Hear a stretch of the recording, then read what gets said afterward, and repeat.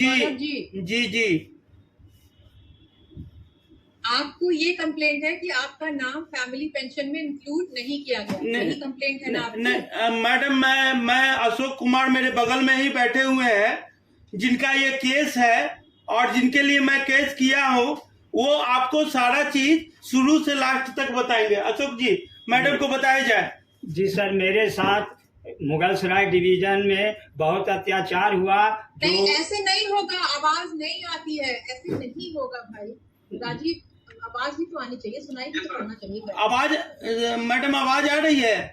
Hello, आपकी आती है मगर उनकी नहीं आती। आप आगे आइए, आप आगे आइए। हाँ ठीक है ठीक है। जी, मेरे साथ 1992 से लेकर आज तक डिवीजनल रेलवे मुगलसराय द्वारा प्रताड़ित किया गया।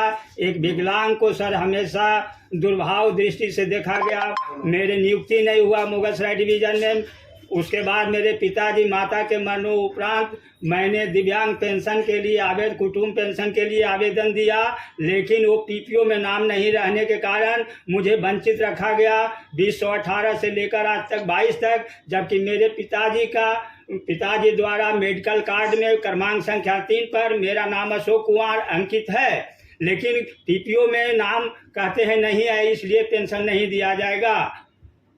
मैडम, मैं बताना चाहूंगा कि इनका कॉल लेटर भी आया था 1992 में और इनको ज्वाइनिंग करने के लिए कहा भी गया था, लेकिन आज तक 1992 के बाद इनको ज्वाइन नहीं करवाया गया। ग्रुप डी में इनको ज्वाइन नहीं करवाया गया।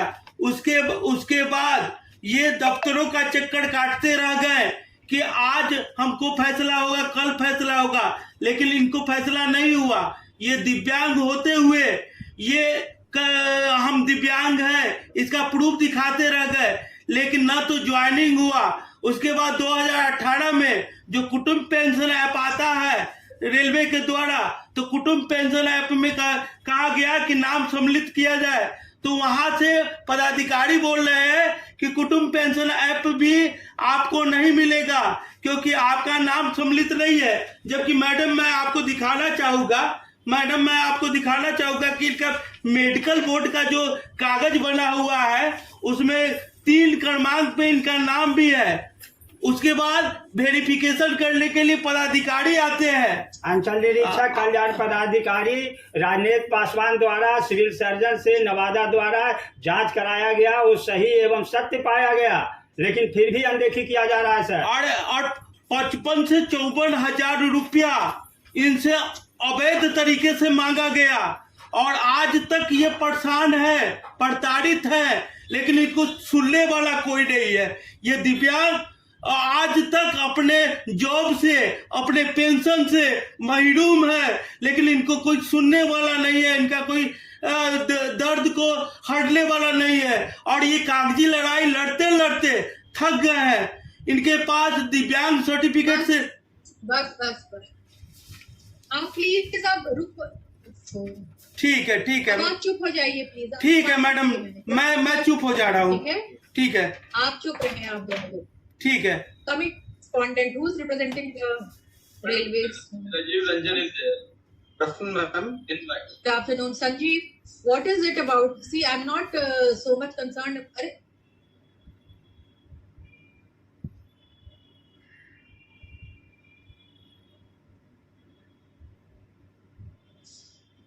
हाँ, आवाज चला गया था आपका। आवाज नहीं, ये कुछ प्रॉब्लम हो रहा है आज। I don't know what is the matter with this. Anyways we will continue. No matter what. तो ये इसमें Sanjeev, I am not concerned about the appointment given in 1992 now because it has, इसका तो टाइम बार हो गया, बट जो and he has submitted the disability certificate that is of earliest date of 1992 and recently he submitted an iCard of dated 2021.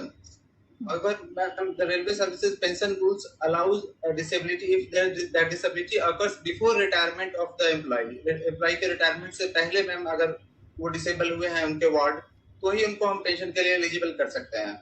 यहाँ in the current case ma'am the employ retired on 31 August 1985 और इन्होंने जो earliest disability certificate दिया है वो 1992 का है ma'am.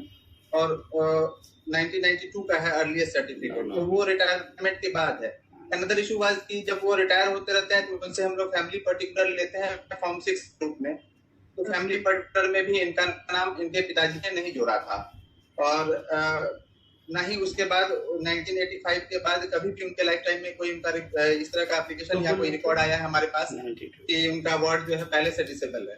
अब मैम रिटायरमेंट के बाद अगर डिसेबिलिटी अगर होती है तो मैम उस केस में पेंशन दे नहीं है। हाँ नहीं आई नो आप भूल से चलेंगे। भैया आपने सुना क्या कह रहे हैं? हाँ मैंने सुना और इन्होंने आप बताइए कैसे आपको दी जा सकती, बताइए क्या दी जा सकती? डिसेबल सर्टिफिकेट पहले का है, ये बना हुआ उनके वो रिटायर्ड किए हैं 2011 में, और ये 1985 सर 1985 में डिविजनल रेलवे मैनेजर को मेरे पिताजी ने आवेदन दिए कि मेरा बेटा दिव्यांग है, इसलिए डी कैटेगरी के विभिन्न पदों में बहाली होने वाला में लिया जाए। उस समय सर कहीं नहीं विकलांग सर्टिफिकेट बनता था, मौखिक यहाँ आवेदन लिख के दिए, उसका मेरे पास सबूत है, मैं दिखा सकता हूँ। आपके पिताजी कब रिटायर हुए? 1985 1985। हाँ, तो 1985 से पहले आपको ये समस्या थी या नहीं थी? जी नहीं, बिल्कुल नहीं थी। आप दिव्यांग थे ना? दिव्यांग थे, मैं विकलांग थे, और मेरे पिताजी आवेदन डिविजनल रेलवे मैनेजर को एवं हाजीपुर को ये लिखे जीएम को। आपके पास ये आवेदन जो आपके पिताजी ने आवेदन दिया था उसमें ये लिखा है कि आपके बारे में और आप दिव्यांग है? जी लिखा हुआ है मेरे पास है। ये कौन सी तारीख का है? मुझे आपके पास उसकी कॉपी है? हाँ मैं दिखाता हूँ, लाओ कॉपी जल्दी लाओ। प्रतिलिपि है ना आपके पास? है मौजूद है मैडम, दे रहे हैं। ठीक है, आप कहाँ रहते हैं बताइए? कहाँ के रहने वाले? मैं रहने वाला हूँ नवादा जिला तुंगी ग्राम पंचायत का हसुआ प्रखंड। रहने वाला नहीं, अभी कहाँ रहते हैं? अभी रहते हैं सर अभी घर पर मैं रहता हूँ, गांव पर ही। देखिए सर, यही है मेरा लिखा हुआ पिताजी का, यही है ma'am. Where are you based? अभी कहाँ रह रहे हैं वो एड्रेस फिर से बता दीजिए मैम को। ये जो आवेदन की बात कर रहे हैं उसकी कोई कॉपी कार्यालय में उपलब्ध नहीं कराई है? नहीं कार्यालय में उपलब्ध है, कार्यालय में उपलब्ध है, इसका एक कॉपी है। तो वो आप सब लोग एक साथ बोलोगे तो ठीक है मैम। दीनदयाल उपाध्याय राजीव कहाँ बैठते? दीनदयाल उपाध्याय डिवीजन मैम, मुगल सराय। आप कहाँ रहते हैं भैया? आप अपना एड्रेस बताइए ना। मेरा एड्रेस है ग्राम तुंगी बेलदारी, जिला नवादा। ग्राम आप मुगल सराय जा सकते हैं? बहुत 3-4 मरतबा गए हैं सर, जा सकते हैं, मैं जा सकता हूँ सर। ये जो आवेदन आप मेरी बात तो सुनिए भाई। हाँ, पूरा बात होने दो। बात नहीं सुनेंगे तो मैं कैसे आपको हल बताऊंगी? ठीक है मैम, ठीक है। आप ये आवेदन की प्रतिलिपि ले करके ये जो श्री राजीव रंजन जी की सराय में बैठते हैं ना, उधर सराय में बैठते राजीव रंजन जी, अपना फोन नंबर दें इनको, जिससे वो जब आएंगे तो आपसे कांटेक्ट करके आके आपको दिखाएंगे। आप इनका फोन नंबर लिखिए। जी बोलिए। बताया जाए, राजीव जी बताइए। जी नोट किया जाए 97948 97948। हाँ, आगे बोलना चाहिए। 48600। ठीक। Rajiv, let them contact you. Give it a honest examination. If at all it is possible, then please give him the number. जब तक आप वो कागज देखोगे नहीं, आप निर्णय पे नहीं पहुंच पाओगे। तो ये आप कागज, क्योंकि जो पॉइंट आपने बताया वो उस कागज की जेन्युइनिटी पे ही आधारित है, तो एक बार आप उसको देखिए। और जो उन्होंने बात उठाई है वो बात सही है कि 1985 में तो डिसेबिलिटी सर्टिफिकेट बनते नहीं। तो अगर इनके पिताजी ने ये आवेदन दे रखा है, उसमें लिखा है कि ये दिव्यांग है, तो आप कृपया उसको देखिए, एग्जामिन करिए और फिर प्रोसेस करिए। ठीक है, आप जाइए, फोन करके इनसे अपॉइंटमेंट ले करके जाके दिखाइए उनको। ठीक है जी सुना? जी जाओ। ठीक है, थैंक यू। ओके ठीक। मेरा ये पता नहीं क्या। और मैडम एक बात मैं बोलना चाहूंगा कि वो पेंशन तो इनका मौलिक अधिकार है, लेकिन इनको जो वो 1992 में कॉल लेटर आया था और आज तक उसके लिए भी गुमराह किया जा रहा है, तो उसके लिए भी कार्य किया जाए। माइक एक मिनट आप बोल रहे हैं पता नहीं क्या। 1992 में क्या कहना चाह रहे हैं? 1992 में जो ग्रुप डी से रिलेटेड इनको कॉल लेटर आया था।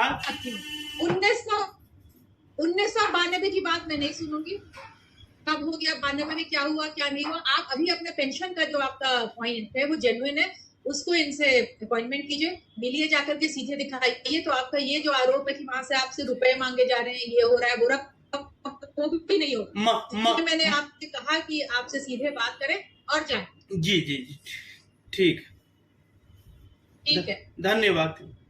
Hearing is closed. Thank you, ma'am.